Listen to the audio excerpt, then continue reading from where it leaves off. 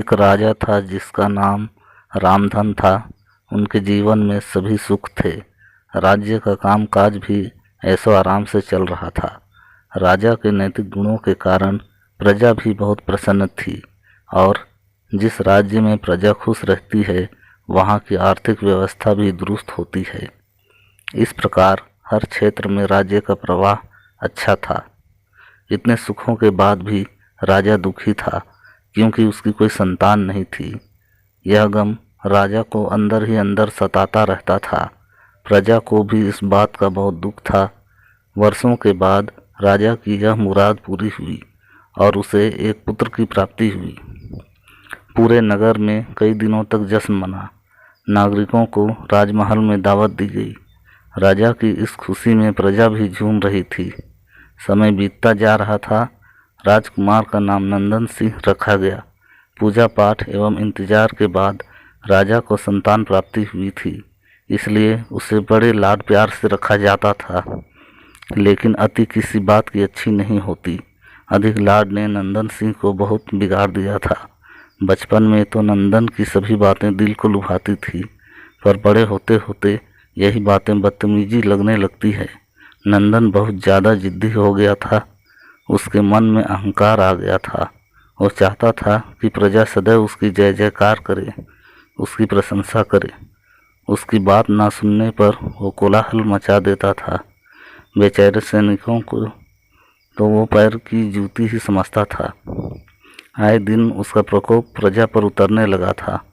वो खुद को भगवान के समान पूजता देखना चाहता था। आयु तो बहुत कम थी, लेकिन अहम कई गुना बढ़ चुका था। नंदन के इस व्यवहार से सभी बहुत दुखी थे। प्रजा आए दिन दरबार में नंदन की शिकायत लेकर आती थी, जिसके कारण राजा का सिर लज्जा से झुक जाता था। यह एक गंभीर विषय बन चुका था। एक दिन राजा ने सभी खास दरबारियों एवं मंत्रियों की सभा बुलवाई और उनसे अपने दिल की बात कही कि वे राजकुमार के इस व्यवहार से अत्यंत दुखी हैं। राजकुमार इस राज्य का भविष्य हैं। अगर उनका व्यवहार यही रहा तो राज्य की खुशहाली चंद दिनों में ही जाती रहेगी। दरबारी राजा को सांत्वना देते हैं और कहते हैं कि आप हिम्मत रखें, वरना प्रजा निसहाय हो जाएगी। मंत्री ने सुझाव दिया कि राजकुमार को एक उचित मार्गदर्शन एवं सामान्य जीवन के अनुभव की जरूरत है। आप उन्हें गुरु राधागुप्त के आश्रम भेज दीजिए। सुना है वहाँ से जानवर भी इंसान बनकर निकलता है।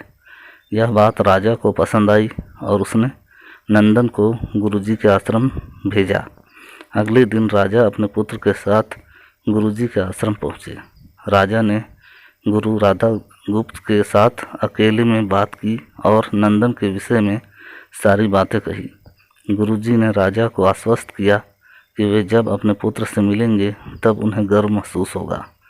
गुरुजी के ऐसे शब्द सुनकर राजा को शांति महसूस हुई और वे सहर्ष अपने पुत्र को आश्रम में छोड़कर राजमहल लौट गए।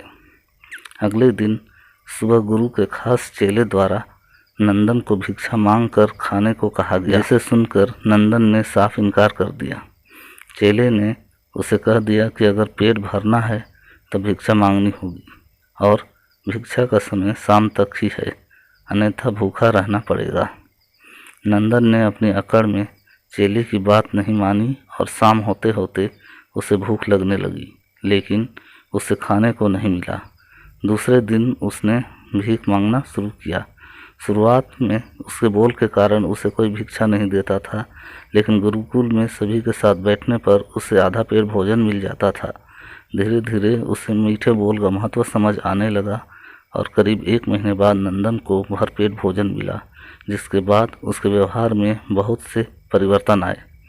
इसी तरह गुरुकुल के सभी नियमों ने राजकुमार में बहुत से परिवर्तन किए, जिसे राधागुप्त जी भी समझ रहे थे। एक दिन राधागुप्त जी ने नंदन को अपने साथ सुबह सवेरे सैर पर चलने को कहा।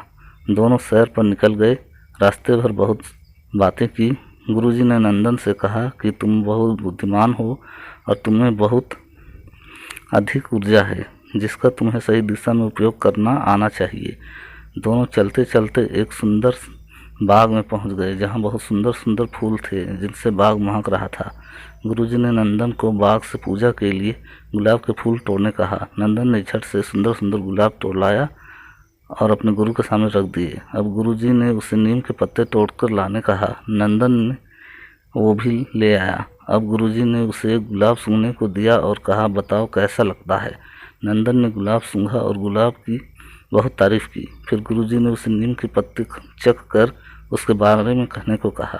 जैसे नंदन ने नीम के पत्ते खाए, उसका मुंह कड़वा हो गया और उसने उसकी बहुत निंदा की और जतर कतर पीने का पानी ढूंढने लगा। नंदन की यह दशा देखकर गुरुजी मुस्कुरा रहे थे। पानी पीने के बाद नंदन को राहत मिली। फिर उसने गुरुजी से हंसने का कारण पूछा। तब गुरुजी ने उससे कहा कि जब तुमने गुलाब का फूल सूंघा तो तुम्हें उसकी खुशबू बहुत अच्छी लगी और तुमने उसकी तारीफ की, लेकिन जब तुमने नीम की पत्तियां खाई तो तुम्हें वो कड़वी लगी और तुमने उसे थूक दिया और उसकी निंदा भी की। गुरुजी ने नंदन को समझाया कि जिस प्रकार तुम्हें जो अच्छा लगता है तुम उसकी तारीफ करते हो, उसी प्रकार प्रजा भी जिसमें गुण होते हैं उसकी प्रशंसा करती है। अगर तुम उनके साथ दुर्व्यवहार करोगे और उनसे प्रशंसा की उम्मीद करोगे तो वे यह कभी दिल से नहीं कर पाएंगे। इस प्रकार जहाँ गुण होते हैं वहाँ प्रशंसा होती है। नंदन को सभी बातें विस्तार से समझ आ जाती है और वो अपने महल लौट जाता है। नंदन में बहुत परिवर्तन आता है और वो बाद में एक सफल राजा बनता है। कहानी की शिक्षा। गुरु की सीख ने नंदन का जीवन ही बदल दिया। वो एक क्रूर राजकुमार से एक न्यायप्रिय दयालु राजा बन गया। इस कहानी से हमें यही शिक्षा मिलती है कि हमें गुण होंगे तो लोग हमें हमेशा पसंद करेंगे, लेकिन अगर हम अवगुणी हैं तो हमें प्रशंसा कभी नहीं मिल सकती। आपको वीडियो पसंद आए तो वीडियो को लाइक करें और चैनल को सब्सक्राइब करें। धन्यवाद। Thanks for watching.